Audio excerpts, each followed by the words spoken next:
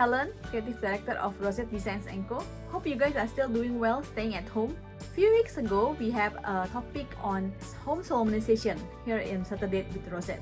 So this week, we have a similar topic which related to the current situation. It's all about virtual wedding. So I spoke to a couple who did their wedding with only 6 guests present during circuit breaker, but 400 guests all in Zoom. So I have the privilege to speak to Amos and Natasha, whose wedding was featured in Mothership and went viral. Hi Natasha and Amos, thank you for agreeing to have this interview with us. The first question is, what was the original plan for your wedding?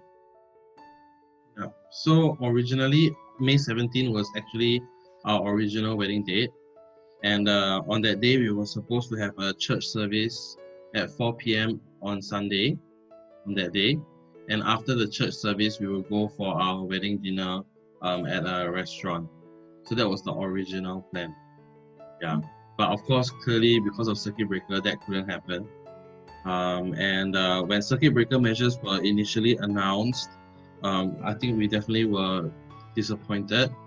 And we really considered, anyway, wedding solemnizations were not allowed to carry on, but we managed to appeal to get permission. But even if we got the appeal, initially we were still thinking about possibly not doing it, because to us we felt that it was important for our wedding to be not just witnessed by God and His people, but a good chance for us to share about God's goodness in our lives and to our friends and family. And if it was going to be a small thing, then that would be very difficult to do.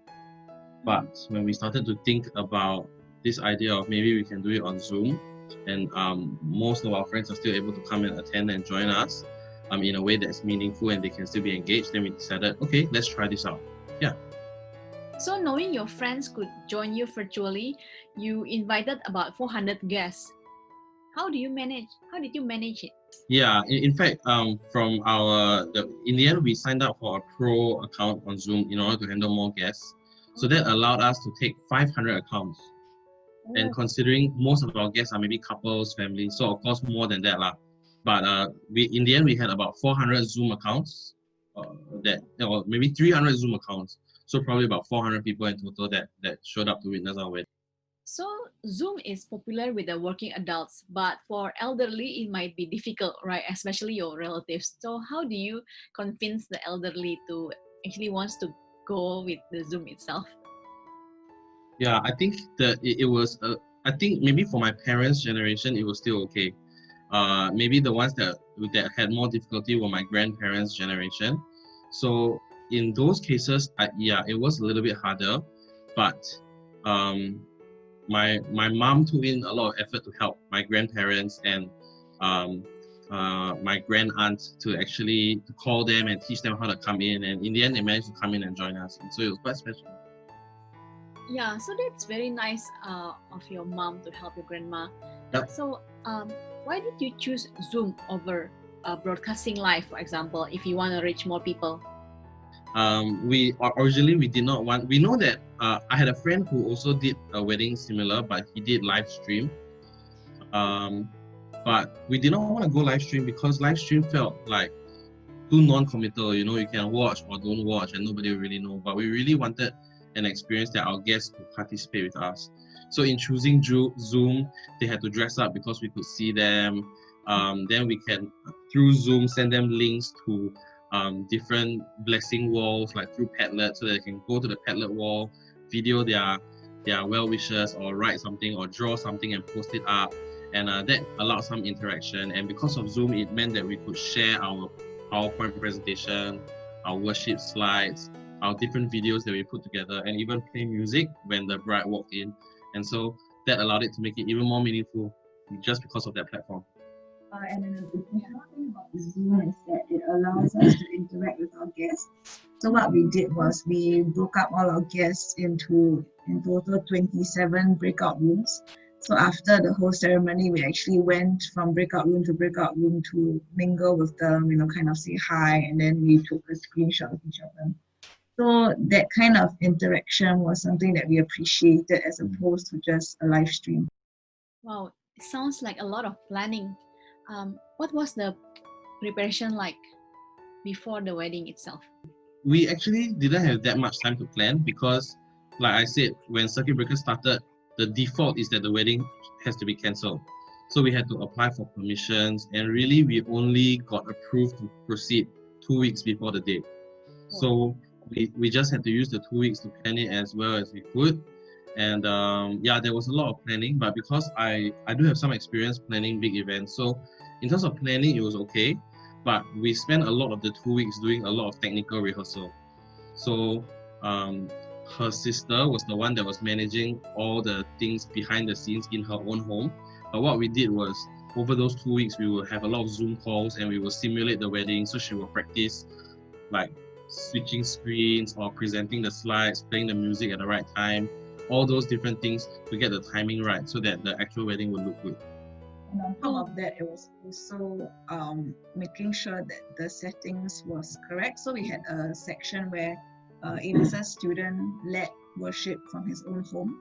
And the first tech run that we did, the audio wasn't very good. So we did have to sort out proper audio equipment for him to really project it in a way that guests can enjoy the worship. If not, it would be a lot of noise and a lot of breaking up quite quickly. So it was quite a complicated process. We also had to get in like spotlights because in our tech run we realized that our lighting was a bit dark. So we also got spotlights for the actual wedding ceremony itself. Spotlight in your house. Yes, so but we were lucky because we had friends who really just contributed. So we already, in our original wedding we had our bridal party, and so once it was confirmed, we invited our bridal party to join us for a simulated wedding. So they were just our guests at the simulated wedding. And after we ran through it, then they gave comments, oh, it's a bit dark. Then they said, oh, I have spotlights, I can send it to you. Then, oh, actually it looks very plain, I have some decorations, I can send it to you. And so one by one, they provided a few different things that made the whole thing overall much nicer as well. So you do have some event background prior running the wedding itself that explain a lot of the technical support, right? Technical knowledge. So how many rehearsal did you do in total? We had one rehearsal with the bridal party, but because my sister was the one doing all the transition slides and things like that, I think she did it at least 10 times. 10 times. Wow. Yeah. So in fact, in the beginning, it was just the two of us. We tried it ourselves first, and then we worked out all the different details. Then she went back to teach her sister. Then her sister tried it with us. Then after that, I invited my siblings as well, and then we had another mini rehearsal. And then we invited the bridal party, and so there were a bunch of them to try to just see if it will work. And each time we added a few more things. Each time we make sure that we got each portion correct until it became very fluid. So Amos, since you have an event background, and I think your helper or brothers and sisters maybe also have some experience running an event, what do you say of those couple that does not have any event background prior to this?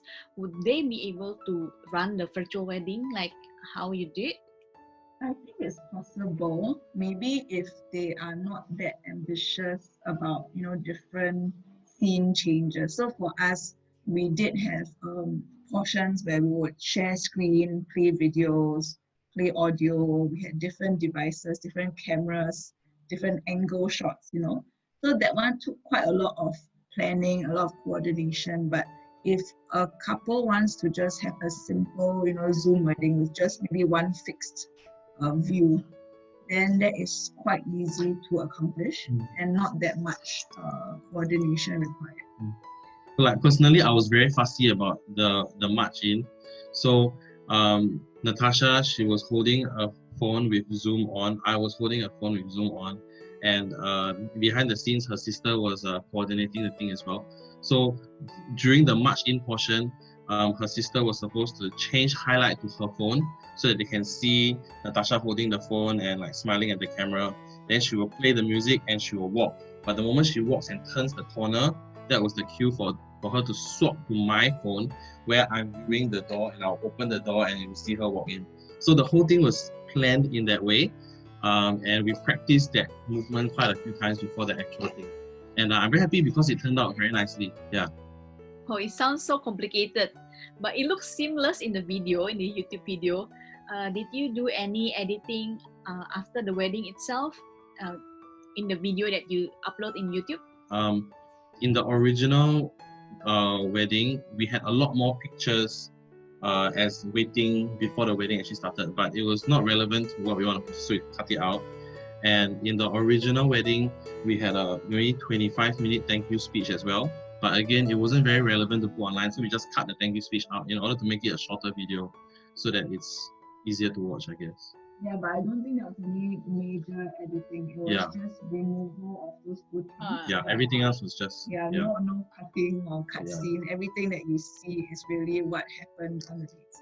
Oh, wow. So the whole process is 1 hour, right? And 1 hour already included your 25 minutes? No, on the YouTube, the video is 40 minutes, right? So plus maybe additional 10 minutes filler in front with music and like pictures, another 20 minutes for our thank you speech, and additional 1.5 hours at the end for breakout room photos, which we did not put on YouTube as well. Oh wow! So the breakout room takes 1.5 hours. It took very long. That was a very difficult process. In fact, during the whole wedding, I gave my brother a list of all our guests and which breakout room to assign. And while the wedding was going on, he was taking over to assign them to the different breakout rooms, so that at the end of the wedding, he could allow all of them to go in. Yeah, so that was a bit tricky, but we managed to do it. So that was actually a bit complicated because the guests, they didn't put, for their display names, they put a different name, so his brother couldn't match, who is the correct person to go into which breakout room. So we did have to do that ourselves after the ceremony itself. That's why it took quite a long time to assign everyone to the correct breakout room. I heard you have 27 breakout rooms. How many people in one breakout room? Less than 25 for each room. So, but the most was 25. Of course, there were some of our guests who did not stay to take pictures. Just like in a normal wedding, not everybody would stay to take pictures with the bride and groom as well. And so the numbers shrank a bit, but we were actually very pleasantly surprised. The majority of our friends were willing to stay, even though, like for example, the last breakout room, they would have had to wait more than 1 hour just so they can come in. But they still waited for us, and that was very nice. But because it's online, and we arranged the breakout rooms according to, like, they know each other from the breakout room. So those people who are in the later rooms, they actually started to play games together over Zoom. Or one of my friends is a magician, he started to show magic tricks over Zoom, and they just occupy each other's time until we came. So this is more technical, but how do you manage the hosting? Like, who is the co-host, and how many hosts or co-hosts do you have? Throughout the whole meeting, we planned the whole thing in terms of who needs to hand over the host. So for example, we started by we were the host, and we had some of our people who come in, log in first, then we give a briefing. Then I handed the host over to my brother. My brother then made me the co-host and made a few people co-host, because only the host can assign breakout rooms. And he stayed as host throughout, while, for example, her sister was a co-host, I'm a co-host, she's a co-host, my sister was also a co-host, all the way to the end of the wedding. Then right at the end of the wedding, my brother assigned the host back to me so that we can go into the breakout rooms again. Oh. Yeah, so there really was a lot of technical cues involved throughout the whole wedding to make it work. Yeah. I think this is really the challenge, because my next question is, what challenge did you face? I think this is your challenge, right? Yeah, but it was good that I do have like events planning experience, so this part wasn't too difficult for me. For me, I struggle more with design. I do not have good design at all, so I'm very thankful to my wife. She designed the slides, she designed the music, everything, all those, the backdrop decorations. It was all done by her because I couldn't do any of those things. That's fine. Yeah, but in terms of the programming and events and all these kind of things, I kind of got the idea, so it wasn't too bad. Yeah. No, Natasha, I saw the beginning of the whole wedding. You drew the cartoon about a story about two of you. So is that your hobby? Yes, but I think for the wedding, I did have to put in a bit more effort to generate enough content to occupy people, to entertain them, give them a fuller story. Yeah. I also heard your marching songs is an Indonesian song because I'm Indonesian, so feels surprised to hear a Indonesian worship song. Any of you are Indonesian, and why did you choose that song? No. No. Interestingly enough, both of us, through church, we actually have volunteered in a orphanage in West Kalimantan quite a few times. We did not cross paths while we were there, but when we found out that we both had that common experience, I think that was led to one of the reasons why we started to talk to one another also. So that's very thoughtful because adopting a foreign language as your marching song is not common, but you actually use it to honor that connection between you and Natasha. So maybe we talk about on the actual day itself. I understand that only 6 people, so you don't have any brothers or sister that runs the event for you. Yeah, unfortunately, no. Because of the rules here we have, actually, even in granting us permission to get married, they only allowed us to have 6 people present. And when we appealed to increase the number, thankfully, they did increase the number, but they only increased by 1. So that meant that the maximum people that they allowed us to have was the 2 of us, plus the solemnizer, and my parents and her parents, that's it. Oh. So my siblings and her siblings all couldn't come. They were at their own homes, but they were helping us from there. So your parents have any task holding the camera or no? No. They just enjoy the wedding. Yes. So what did your parents think about having a Zoom wedding or virtual wedding? Did they have any objection, or did they ask you to wait? At the beginning, my dad was struggling with it because it's very different from what we envisaged our wedding to be. But subsequently, I think with feedback from his siblings, from other people, that actually it is still meaningful even if it's conducted over Zoom. And because we have breakout rooms, actually they can interact with their guests as well. So in that sense, we use technology to bridge that gap, and I think not much of it was lost in the Zoom wedding that we did. Oh, okay. So your parents actually interact with their guests during the breakout room? Yeah, so what we did was we had one laptop in our study room where we did the breakout rooms with the different guests, but we also set up another laptop outside for my parents to talk to their family and things like that, take their own sweet time. Then we also set up, his mom had a phone, so she could also talk to her family throughout the whole process. So it's not like they're waiting around for us to be done, but they actually could talk to people, catch up, things like that.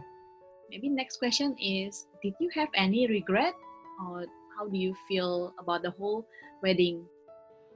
Personally, I'm very satisfied. I guess I have 2 tiny regrets. One was, I guess because I have that event planning experience, so throughout the wedding, I did catch myself feeling that I'm running an event more than I'm getting married. So I just subconsciously, I couldn't really allow myself to really get into it. Only after the wedding was over, then it hit me, oh, I'm married, And also the biggest thing that we forgot to take a picture with one another. Oh. We took Zoom photos, we took pictures with our parents, but we did not take a picture alone, just the 2 of us. So that's a huge shame. Yeah, that was really wasted. Oh, so yeah, like photo, just the 2 of you. Yes, correct. We have the Zoom pictures when they take screenshot of our face, or they take Zoom pictures of us standing there, but we didn't take any pictures that we actually took together ourselves. Yeah, because you don't have photographer, right? Usually that's the job of photographer, right? Yeah, we didn't have photographer. Yeah. For me, I think no regrets, in the sense that when we were planning the wedding, we did identify, what were essential for us. So, for example, it was very important for us, for our parents to be present. So we managed to get approval for that.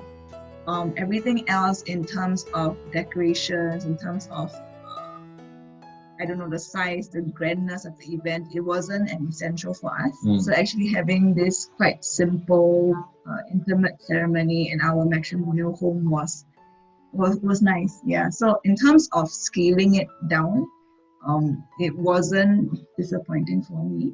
It wasn't a regret, and it was something that I did actually come to appreciate. I think one thing that maybe I regret is that some parts maybe didn't go as smoothly as I expected it to be. But all in all, I mean, from the feedback from our guests, they all said that it went very smoothly. They felt that it was very well done. They really felt that it was a nice, intimate ceremony. So yeah, so actually nothing to complain about. Now, after such a memorable celebration, right, did you plan to have any other celebration or maybe another wedding after this? This one? We don't plan to have a wedding ceremony, a church ceremony anymore. I think this was really good already. But yeah, we definitely intend to have our wedding banquet on another day. I think one of the things that we did miss out on is all the traditional Chinese aspects of a wedding. And we still think that that's important. So when everything is clear over again, yes, we will have a time when we will have a banquet and we'll have a proper tea ceremony to respect our elders and things like that. True, what you say, right? Nothing beats the physical wedding, being there with your guests. How did the mothership pick up the stories? My church, currently he's our deputy senior pastor, but he used to be an editor in the newspapers. So he asked me, would I be comfortable sharing it with different news agencies, just if they want to write a feature story about it. And I said, yeah, okay. So he sent it out to some of his friends, and in the end, Mothership picked it up. And after Mothership picked it up and it went on Mothership, then some of the Chinese newspapers, they also wanted to do articles about it, and so it was on the Chinese newspaper as well. And yeah, that's how it picked up from there. So Amos and Natasha, thank you so much for sharing behind the scene of your story. So do you have any last word for those who wants to do a virtual wedding and don't want to wait? I think I just want to say something to people who are still struggling about whether they want to continue to have their wedding or not. I think for us, the most important thing that we did was we asked ourselves what was important to us. And for those things that were important to us, we made sure that we had to do it. And even if we could not do it, we will find a way to do it that is meaningful, even if it's different. And if you're okay with that, go ahead. But if you feel that you have lost too much in the process of having to change your wedding, it's okay to wait as well. And whatever is most comfortable to you, what's important is that this wedding is a day, but marriage is a lifetime. And that's the more important thing to consider. I think for me, what I want to encourage people is that I think one of the reasons for going on with the wedding is to really demonstrate that even amidst this COVID situation, that life still goes on. We wanted to demonstrate that even though we can't do a lot of things anymore, even though it seems like life is put on hold, but God is still good, and life still goes on. We can still continue to celebrate. We can still continue to have. And there's no reason for us to despair and just stay at home until this blows over, because we can continue living out our lives even in this season. So thank you, Natasha and Amos, for allowing us to share your story together with our audience. I'm so glad that during circuit breaker, there's a wedding that's memorable.